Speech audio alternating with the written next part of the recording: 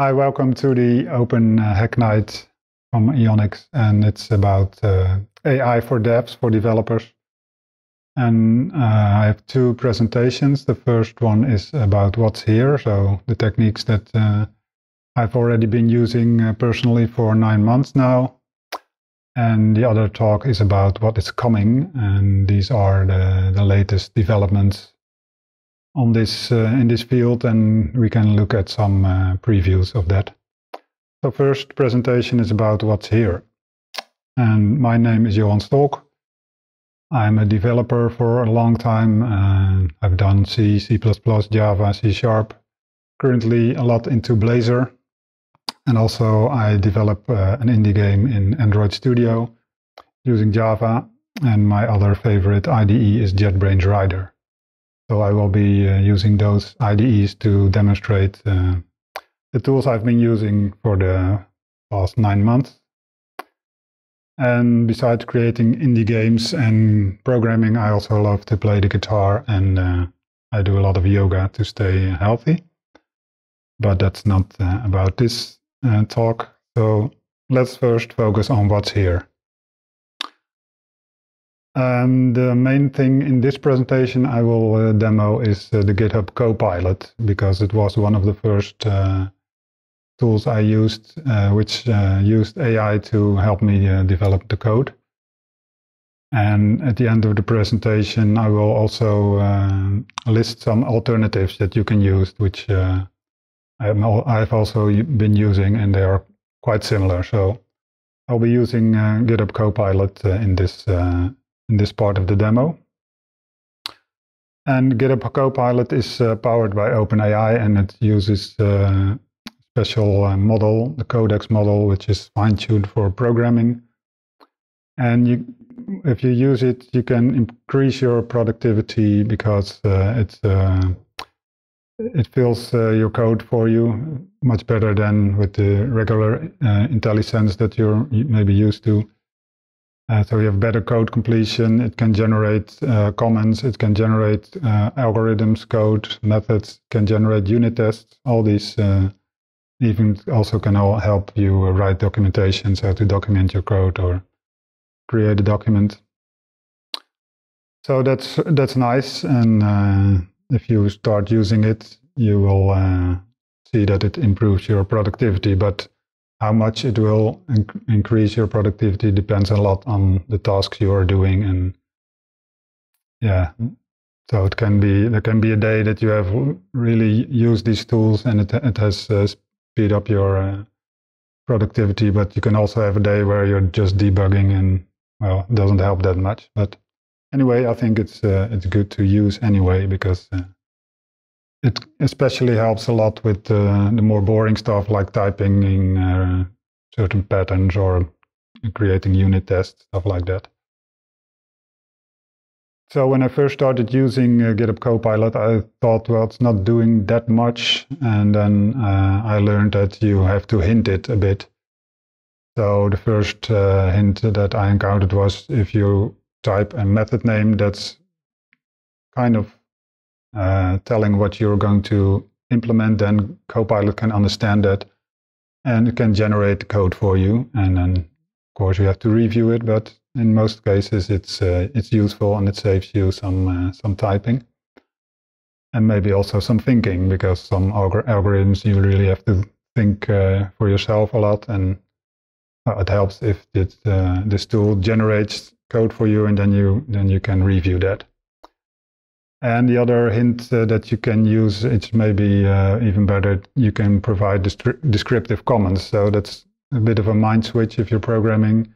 Instead of just blindly typing directly, you can just type a short comment as what you are planning to do, and then that will help GitHub Copilot to generate better suggestions. So it converts these suggestions in, and it uses the AI to present you with some pieces of code that you can use. Also, I encountered that it's AI, so sometimes it's brilliant and useful, and sometimes it's not so brilliant. And sometimes it even doesn't make any sense, because you see that it doesn't really understand your code. Because if you have, for instance, an enumeration type, and then you know there are certain values that you want to expect if you are typing that, but then the AI will suggest other names that it thinks are logic, depending on pattern matching and stuff like that.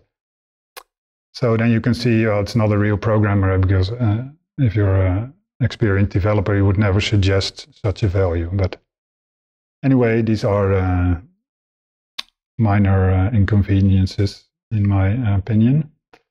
And GitHub Copilot supports a lot of languages like Python, Java, C#, etc. Also front-end stuff. And it works kind of like the IntelliSense that you may be used to in your IDE. So it suggests a piece of code, and it's a bit grayed out. And if you like it, you press Tab. If you don't like it, you press Escape.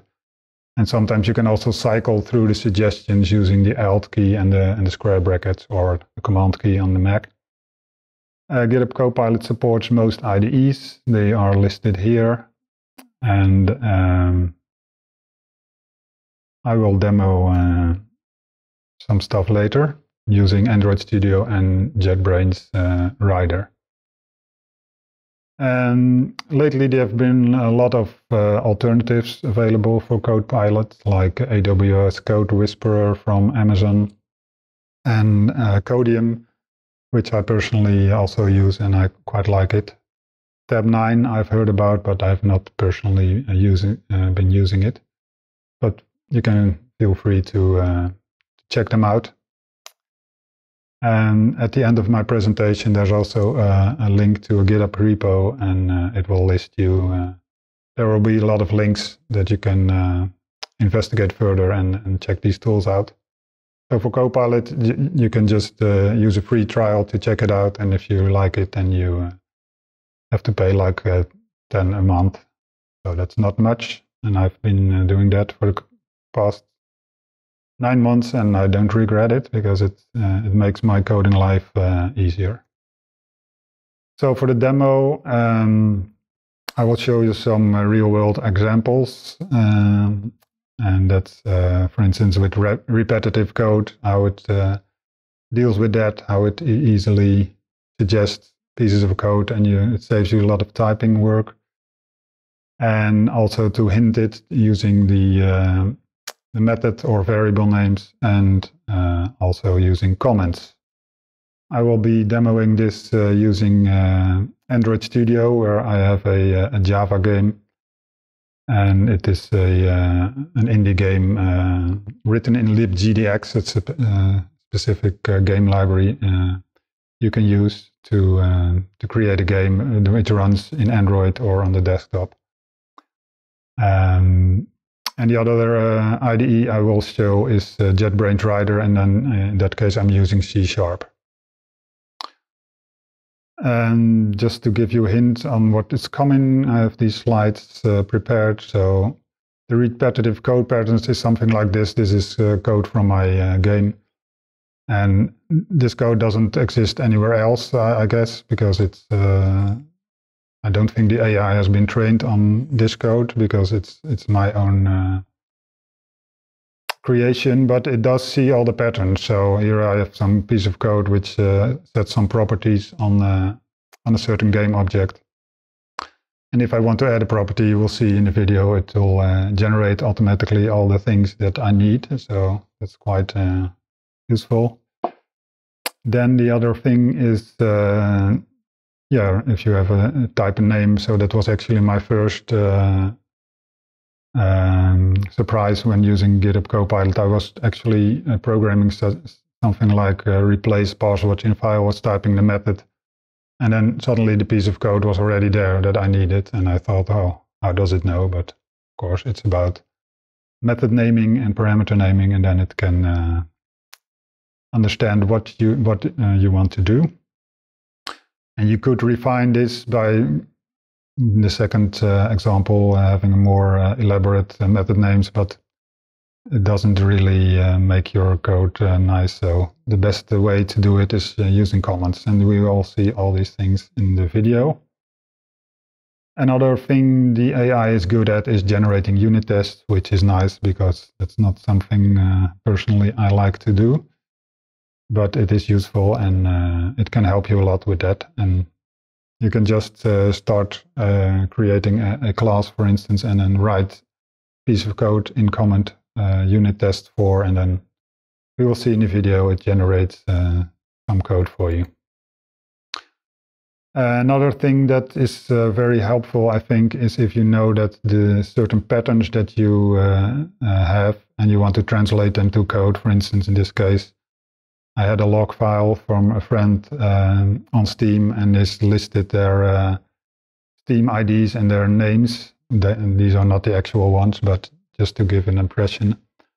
So I can copy and paste this this piece of code from the log file to my code and then place it in a comment above. So then that gives the AI some knowledge about this certain pattern I want to insert in my code, and I can start typing. For instance, I want to, in this case, add the all these entries of names and IDs to a collection of testers.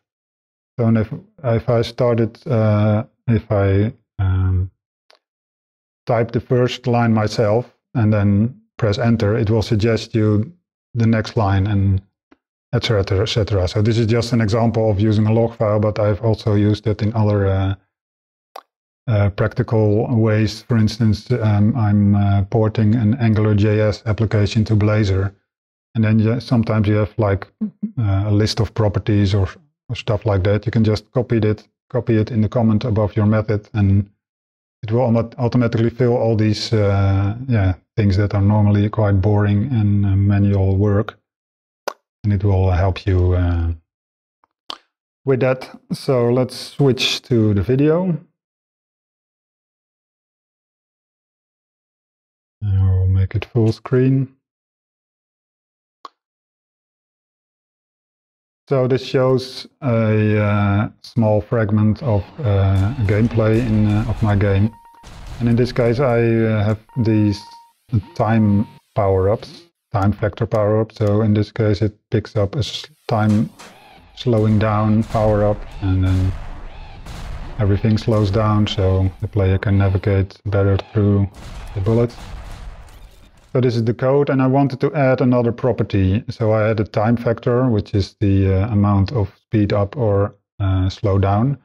But then I wanted to add a new thing, a duration, and the AI actually suggests this duration, so I was quite surprised. How does it know? I don't know.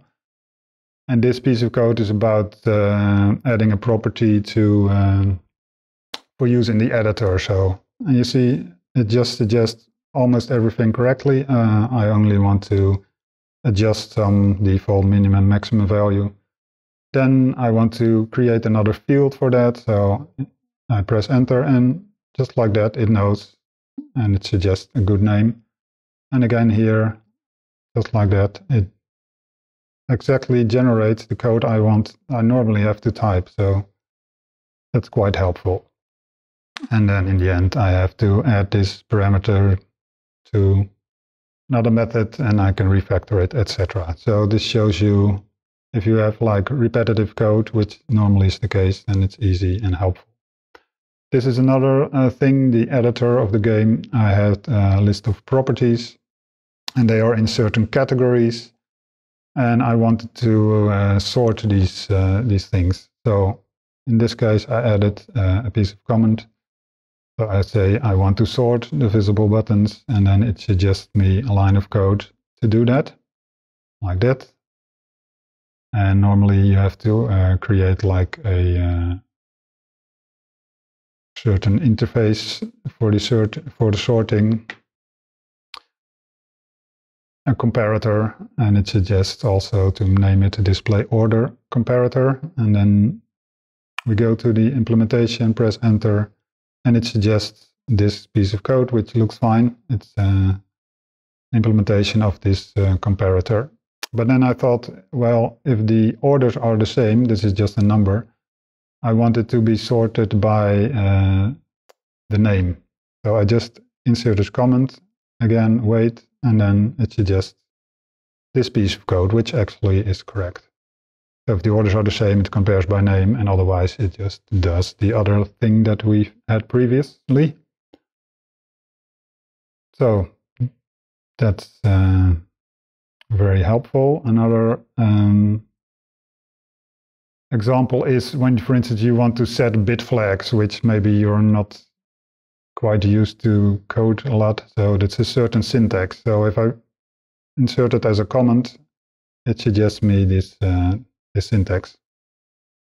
So it's bit shifting and then bitwise or. And if you're not really doing that a lot, then maybe you may forget the syntax, especially for this one. If you want to clear it, it's like a bitwise negation and then end. Okay, then switching to JetBrains Rider, I'm typing this name of the method I want to implement, press enter, and then wait. Very quickly, it suggests me the code to read in a file and replace the passwords. Switching back to Android Studio and doing it in Java, it's kind of like the same, but I was surprised that it knows that I'm using libjdx. So I'm using it's using the gdx.files.local method to read the file. So that's good. That's what I want, but that was a surprise to me that it doesn't suggest the standard way of doing it in Java. Back to C#, if we create a method, replace all occurrences of passwords in line starts old password by new password if a line starts with, etc. It generates the code. But in this case, I want to have it replace a specific start with. So I add this parameter and then press enter, and it suggests a new piece. And I just remove the first suggestion, check the code, and now you see it checks if the line starts with the given last parameter. So that's nice, but it's even better to use comments. So then you can do stuff like replace passwords on all lines starting with, and then a certain string, for instance, which is also suggested here. But I want it to be with a colon instead of an equal sign. I start typing, and there you go. It even uses the method that we have generated before, so that's quite smart.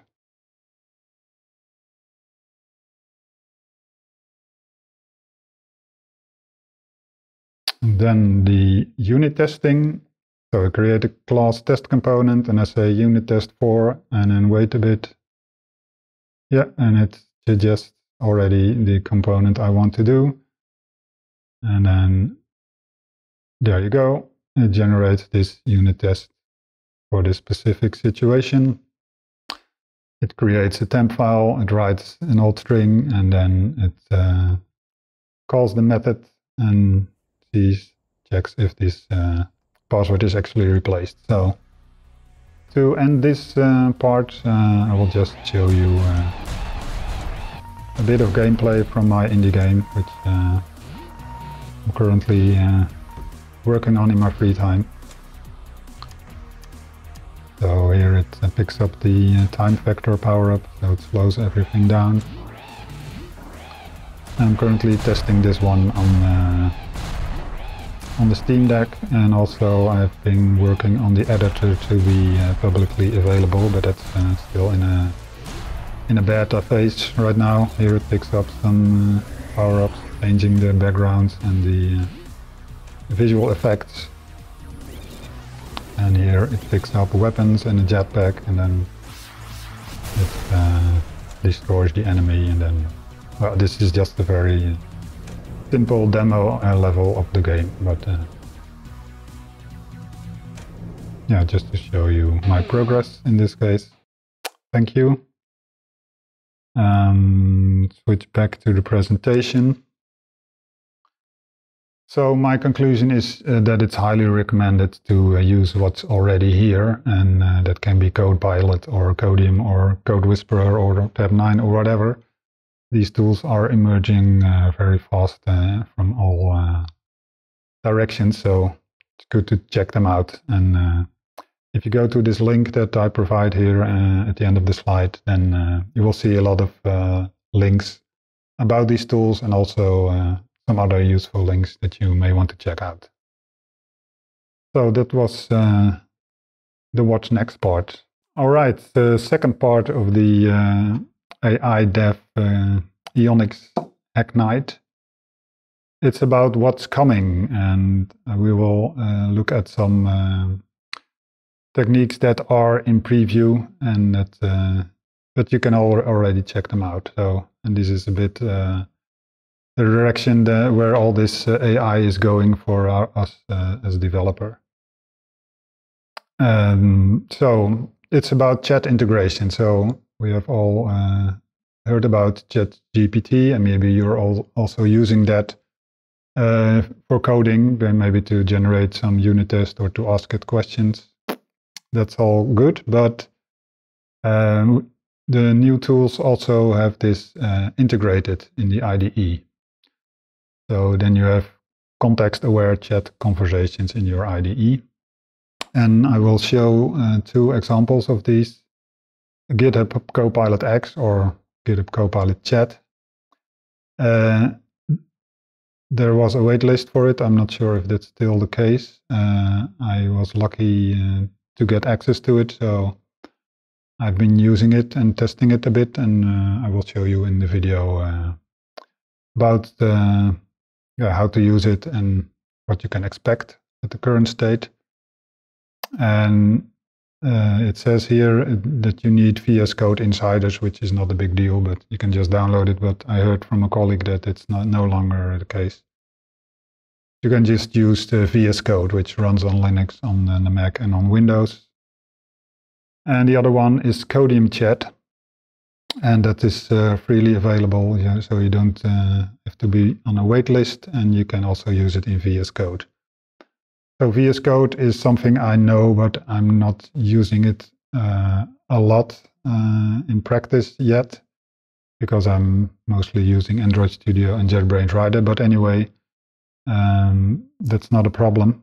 And especially if you are a C# developer, there are some nice new extensions that really make it very mature. Okay, so GitHub Copilot Chat, what can it do? It can explain pieces of code or file library, etc. It can find problems and fix them. Yeah, maybe. Sometimes it works, sometimes it doesn't. But of course, all these tools are in development, and they will probably get better in the future. Can simplify and or optimize your code, and can generate unit tests, something similar as we have seen in the previous video about what next. But now, you will see it can generate a lot of unit tests, and you have more interaction with it. You can also, of course, in the chat, ask it general programming questions like you're maybe used to with ChatGPT. And it also can review your code or provide suggestions for improvements. And in GitHub Copilot Chat, it looks a bit like this. In the UI, you see there's a chat window, so I've blown up everything a bit for the purpose of the demonstration, so that the fonts are readable to the audience. But so you have this chat window, and then you can just ask your questions there directly, or you can use the /help, and then it will give you help about what you can ask it.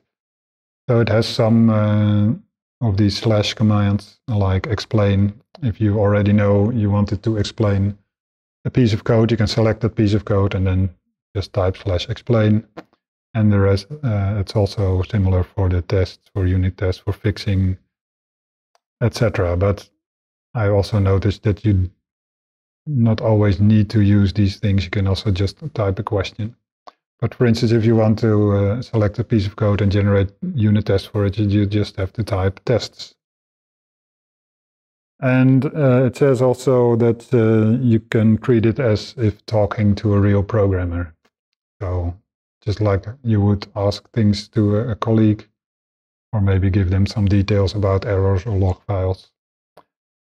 And important is that you must show the code, so it doesn't know your complete project and all your source files. You must select specific pieces of your code and say, well, this is the piece of code, and maybe you can write a unit test for it, etc. We will see all these things in the video. The other one is Codium Chat. It is quite similar in what it can do, but the UI approach is a bit different. So there's also a chat window where you can type your questions in, and if you're in the editor and you select a piece of code and you do a right mouse click, you get two options, the refactor and the explain. As you can see here in the screenshot of the UI. So I've selected a piece of code and then right mouse click, and there you see the options. Explain, then immediately it will explain the piece of code, and for refactor then you get an option list, and you can ask it to clean up code, to generate unit tests, etc. So that will also be shown in the video. And I know there in the audience are a lot of people doing Java, and also probably some .NET people. But just to explain, because I'm using C# in these demos, then I'm talking about the nullable option, which is a relatively new C# feature. Not that new, but of course there are a lot of projects which are not using it yet, and we will see that the AI gets a bit confused about that sometimes. So I'd like to explain a bit what it is. And if you enable the nullable option in the C# project, it means all the reference types cannot be null. And that's very useful, because then you don't have to check for null in your code, and saves a lot of work and checks, and it reduces, it makes your code simpler. But of course, sometimes you do have optional values that you do want to be able to become null, so then you use this question mark after the type. So the second example is could be null, then in that case it can be null, and then you need to check for it sometimes. So that's one thing I want to prepare for the video, and the other thing is, so in one of my projects I'm working on creating a generic Blazor grid, and I needed to have a method to get access to certain nested properties on to display in the grid. So for instance, if you have a row of a person, a data row and that person has an address object inside of it, and then you want to get the street, then you see in the bottom of the slide that I can call this method get nested property value on the row, and then using this specific string, which will fetch the data using the reflection. Reflection is a technique where you can at runtime request object properties. So let's switch to the video, and first I will demonstrate the GitHub Copilot. So let's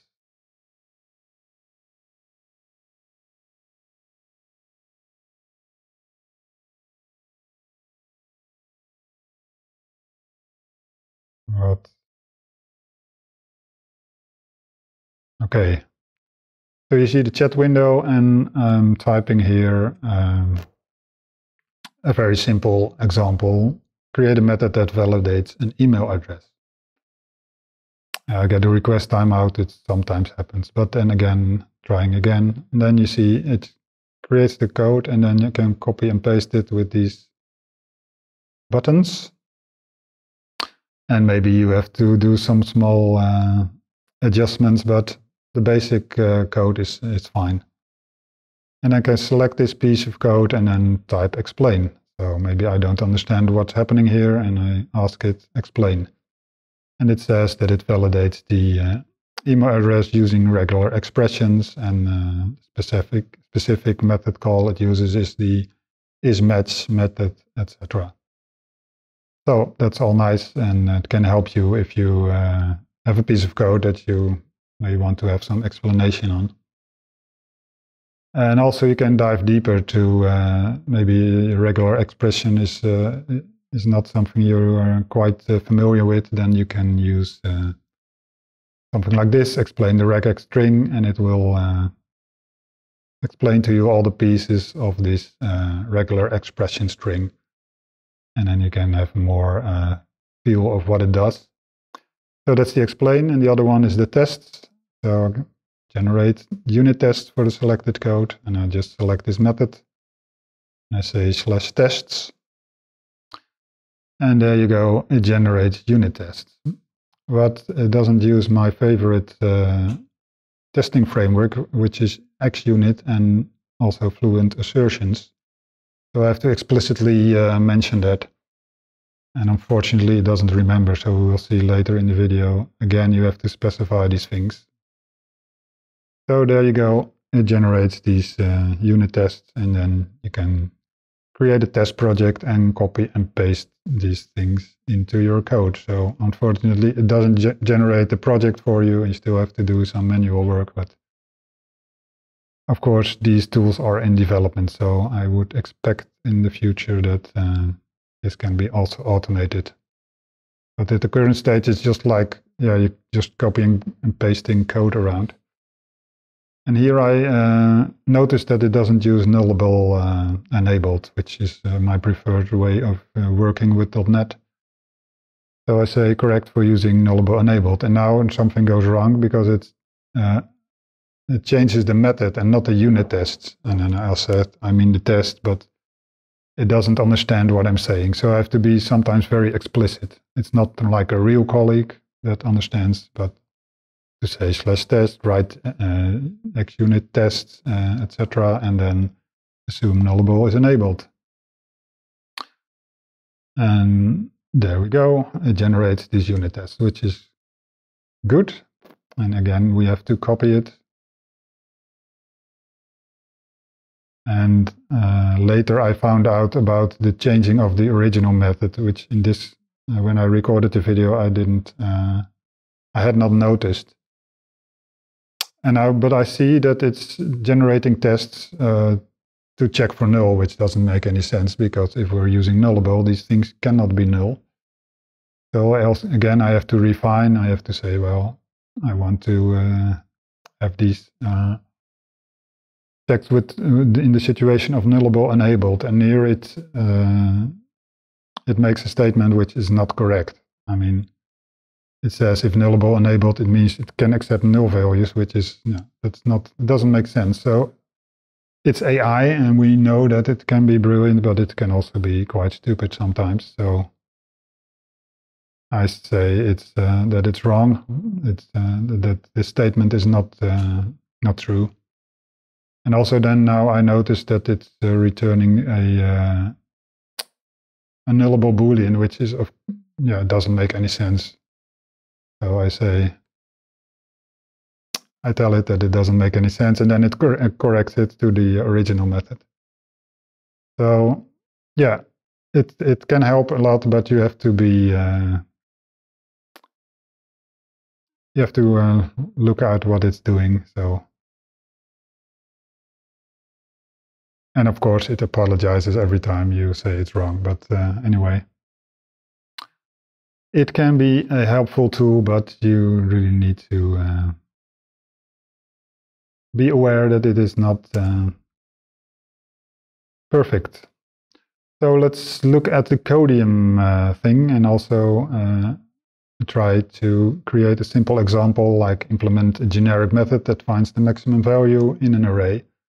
And I have a C# file open, but it gives me a Java implementation, which is a great implementation, but in this case I wanted to type C#. So it gives me the Java implementation. That's all nice, but if I then ask it to do it in C#, it understands me, and it generates the C# code. So scroll down a bit. And here we go. We have this same thing in C#, and we can use this copy code button. And again, copy and pasting between the chat and the editor. That's the current state of all these tools. And we can do some formatting, and we can check the code. So it initializes with the first element, which is a good practice, and then checks all the elements and returns the maximum value. So now I ask it to write a unit test for it, again explicitly specifying XUnit and fluent assertions. And there we go. We can copy the code to our test project. And it tests it on the doubles and on the ints, and also it throws an exception when the array is empty. And let's just use these testing tools and run the test, and we will see that the first tests are fine, but the last one is failing because this exception is not the exception that we actually get.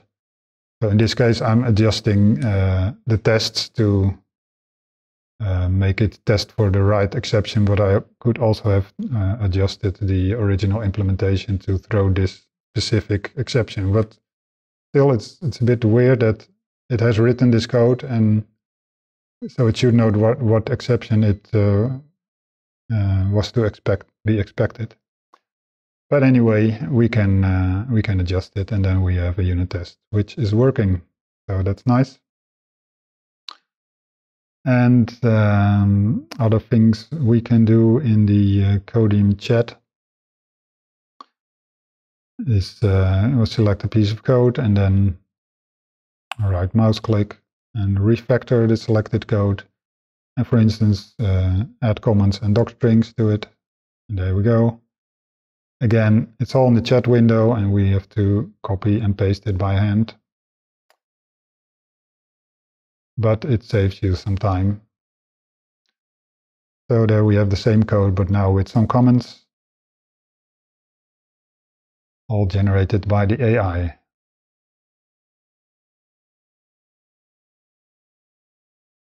So again, we select a piece of code, and then we choose the refactor selected code option.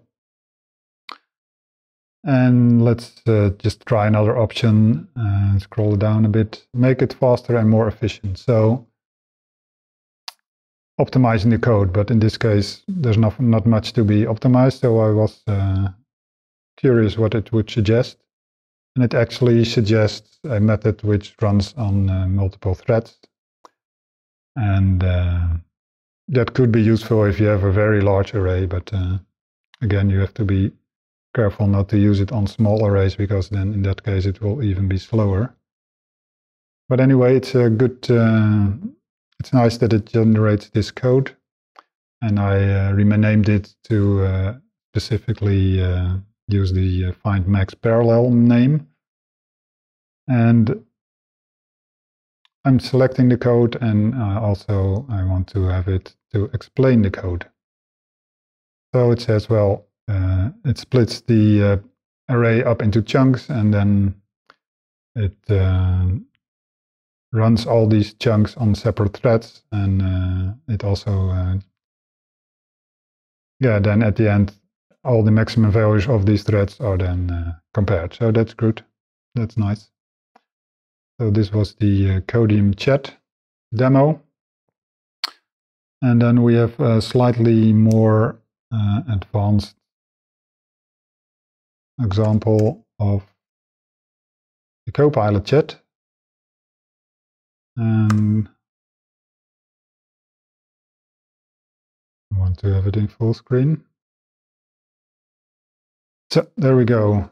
Write a method that returns a possibly nested property from any object using a string property path as an argument using reflection. So that's a bit more complex assignment for the AI, and it immediately understands what I need, and it generates the code for it. But again, I would like to have it using the nullable setting, but it doesn't understand correct for nullable setting. So I have to be more explicit. So I'm just copying the original question and then saying assume nullable is enabled. And there we go. We have the question marks, so that the return value can be null. That's actually the most useful thing, because if this property doesn't exist, then it should return null. And then we want to have some unit tests for it. So selecting the code and writing /test. And again, it is not using my favorite framework. So I have to be explicit about that every time. Would be nice if there was an option for it in future versions. So prefer XUnit and Fluent assertions and rewrite these tests. So there we go. And now it generates test code using the classes foo and var, which I personally don't like. So I can also again ask it to refine this method. And I can say change it to use a person and an address class. And then something else happens, that it assumes that this person can have multiple addresses, which is surprising because I didn't ask for it. But anyway, well, let's just follow it. So there we have an address and a person, etc. And it generates some tests for it. A nested list, because this address in the case that is generated here can be multiple on one person. But this unit test code is nice, but the original or the used address and person classes are not generated. So I can ask the AI to generate them, and that's all nice. And there you see it actually has a list of addresses. And if I use this code, I will encounter the nullable thing that it warns about these things cannot be null, so they need to be initialized. So again, the AI didn't understand that, but I can, of course, explicitly ask it to update these implementations that in the case of nullable enabled, you need to initialize everything because it cannot be null. So I say update to initialize their members with defaults because we're using nullable enabled. And then it will generate these classes and correctly initialize the strings to an empty string and the collections to an empty collection. So there we go. That looks good. So then we can use these classes and we can try to run the tests and see what's happening. Here again, it has problems with this nullable thing. So if you want to have a null, then allowed, and you need to use the question mark. But so sometimes it generates codes and you just still have to tweak it a bit, but well, that's okay. All right, go to the unit test and let's run them, and we will see that some of these tests are okay and they're working, and the last two are not working. So in that case,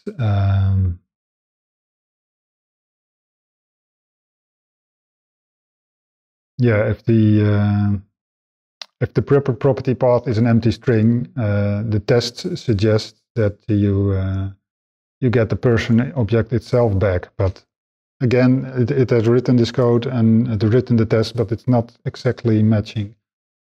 So I can say /fix and make sure to return a root object if the property string path is an empty string.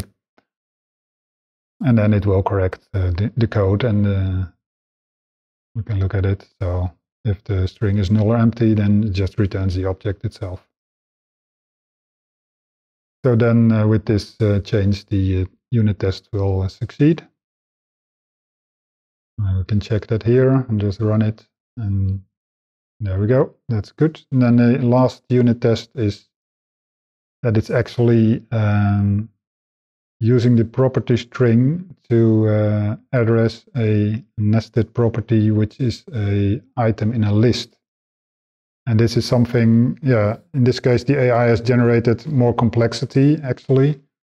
And let's just follow it in this case, but I'm not sure if that's always what you want. So it makes it more complex. But let's just suppose that we want to have multiple addresses on a person and we want to support this syntax. So addresses square brackets 1 should get the second element of the address. So the unit test looks nice, but the original code does not support this. So again, we have to iterate and go to the chat window and then ask the AI to fix this. So your test claimed to support using the square brackets to retrieve values out of collection properties. But the implementation does not handle that case. Can you correct this? How can you correct the original method? It understands what I'm saying and it actually can do it. And we'll see it's not very obvious code, but it's so if you want to write this yourself, you really have to think about substrings, parsing the number, etc. But it just generates this algorithm and it's working fine. So that's quite nice. So here it tests if the property string contains a square bracket opening, and then it's calculating the start index, the end index, parsing the number value, and then using this as an index in a collection. So sometimes the AI generates complex code that is quite useful, but you always have to be vigilant to check it yourself. Can be so it can be helpful to generate unit tests, to generate code, but also in this case it added more complexity, which you also have to be careful not to always follow what the AI suggests, because in my case, in practice, I didn't need this. So the AI could generate more complex methods, and then you have more complex test methods, etc. So you have to be careful with the AI, and for now, in this stage of the development, it still needs a lot of human input, but we will see where this goes in the future.